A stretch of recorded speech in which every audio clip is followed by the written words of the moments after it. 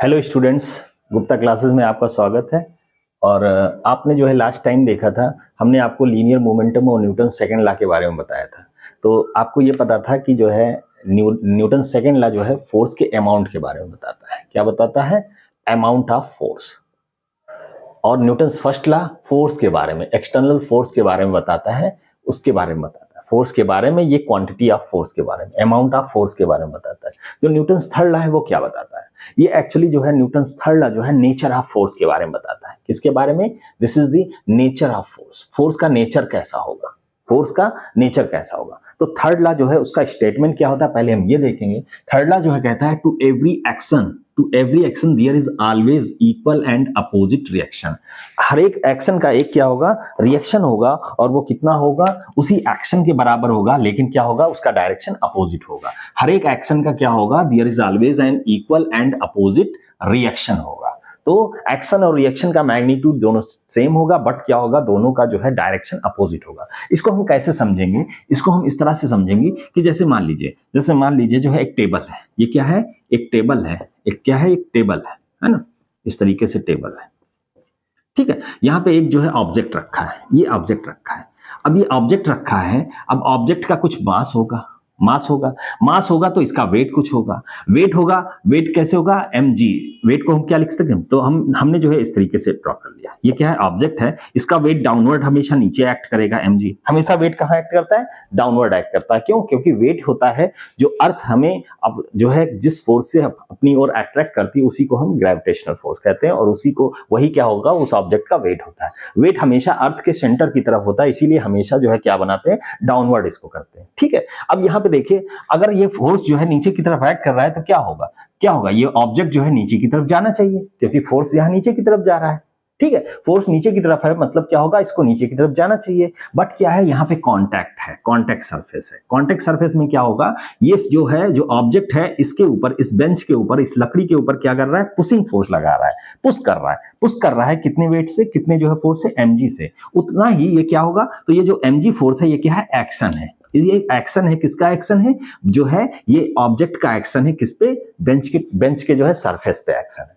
तो नेक्स्ट जो है क्या होगा, आपने पढ़ा है कि there is always equal and opposite reaction. तो क्या होगा, जो दूसरा ऑब्जेक्ट है जिस पे ये एक्शन हो रहा है, किस पे एक्शन हो रहा है, ऑब्जेक्ट जो है ये टेबल पे हो रहा है, तो टेबल क्या लगेगा, टेबल जो है इसके ऊपर रिएक्शन लगाएगा, और रिएक्शन क्या लगेगा, इसके इक्वल ही लगेगा। उसी से जो है ऊपर की तरफ एक रिएक्शन फोर्स लगता है, जिसको नॉर्मल होता है तो उसको नॉर्मल रिएक्शन कहते हैं। और ये जो है इक्वल होगा किसके, mg के होगा, n बराबर mg के होगा, लेकिन इसका डायरेक्शन क्या होगा बेटा, अपोजिट होगा। देखो ये डाउनवर्ड है, तो ये क्या होगा, अपवर्ड होगा। कहां होगा, अपवर्ड होगा, जिसकी वजह से जो है ये टेबल पे जो ये बुक रखा हुआ है या ऑब्जेक्ट कोई रखा है, ये नीचे की तरफ नहीं जाता, ये हमेशा क्या होगा, जो है यहाँ पे रखा रहता है, ठीक है। क्यों? क्योंकि एक्शन और रिएक्शन दोनों क्या है, इक्वल है, जिसकी वजह से नेट फोर्स इस पे 0 होता है, जिसकी वजह से ये कहीं मूवमेंट नहीं कर पाता है, और वहीं पे ये रखा। तो आपने ये समझा कि हर एक एक्शन का क्या होगा, एक अपोजिट और इक्वल क्या होगा, एक रिएक्शन फोर्स होगा। ऐसे बहुत सारे एग्जाम्पल देख सकते हैं, ऐसे बहुत सारे एग्जाम्पल्स देख सकते हैं हम।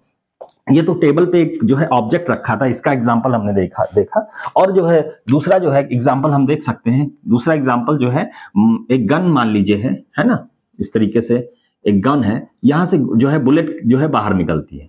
तो बुलेट जब बाहर निकलती है तो क्या होगा, बुलेट का एक्शन क्या होगा, इस तरफ होगा, इस तरीके से जो है फोर्स से जो है बाहर निकलेगा। तो उस वजह से क्या होगा, ये इक्वल एंड अपोजिट रिएक्शन लगाएगा, क्या, बंदूक पे लगाएगा, जो गन है उस पे लगाएगा, तो बंदूक क्या होता है, पीछे की तरफ जो है हट जाती है। तो क्या होगा, ये दोनों फोर्स क्या होंगे, एक्शन और रिएक्शन फोर्स होंगे, और ये कहां लगेंगे, इक्वल एंड अपोजिट जो है डायरेक्शन में लगेंगे। ऐसे और भी जो है हम रॉकेट का एग्जांपल देख सकते हैं। रॉकेट में क्या होता है, रॉकेट में जो है इस तरीके से रॉकेट जो है उड़ता है, ठीक है, इस तरीके से ही, है ना। इस तरीके से जब फ्यूल जो है क्या होता है, बहुत तेजी से पीछे की तरफ निकलता है, पीछे की तरफ बहुत तेजी से, बहुत हाई स्पीड से निकलता है। तो क्या होगा, जो है ये जो यहां से जो फोर्स आया, जिस एक्सेलरेशन निकल रहा है, जो ये फोर्स है वो क्या है, एक्शन फोर्स है, और इसका अपोजिट और रिएक्शन फोर्स उधर लगेगा, जिसकी वजह से ये रॉकेट क्या है, ऊपर की तरफ ये चली जाती है। तो यहाँ पे भी एक एग्जाम्पल हम देख सकते हैं। ऐसे और भी एग्जाम्पल हम देख सकते हैं।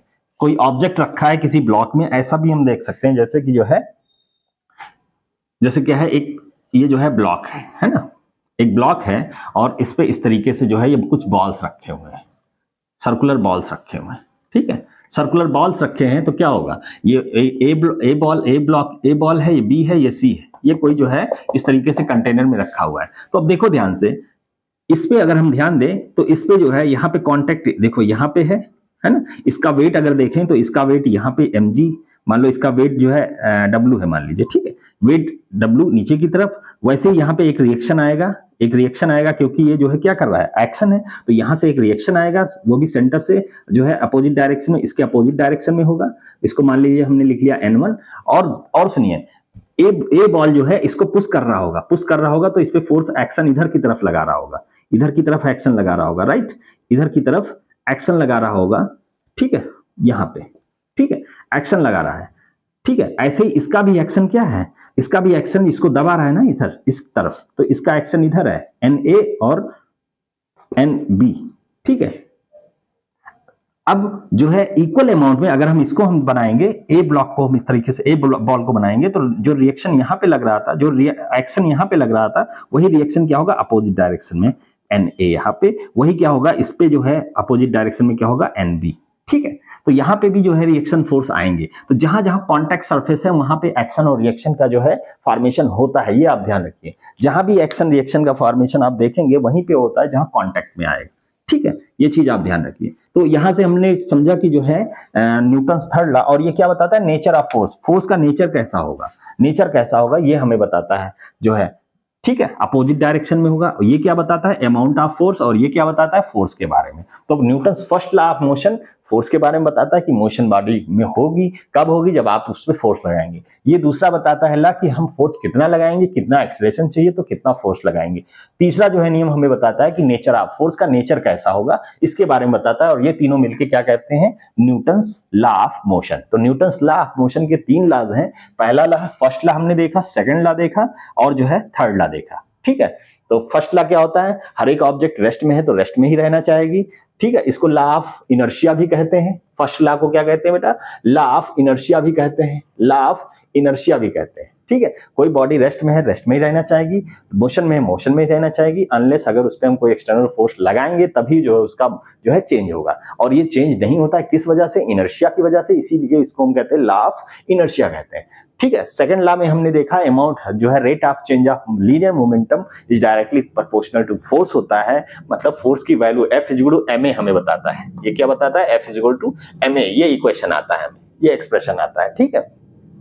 थर्ड लॉ हमें बताता है कि एक्शन रिएक्शन, अगर कहीं पे एक्शन हो रहा होगा तो उसका रिएक्शन जरूर होगा, ठीक है। यहाँ पे हमने कॉन्टैक्ट बॉडीज पे कई जगह देखा, ठीक है। तो ये आपको समझ में आ गया। नेक्स्ट वीडियो हम जो है आपको बताएंगे जो है कंजर्वेशन ऑफ लीनियर मोमेंटम क्या होता है।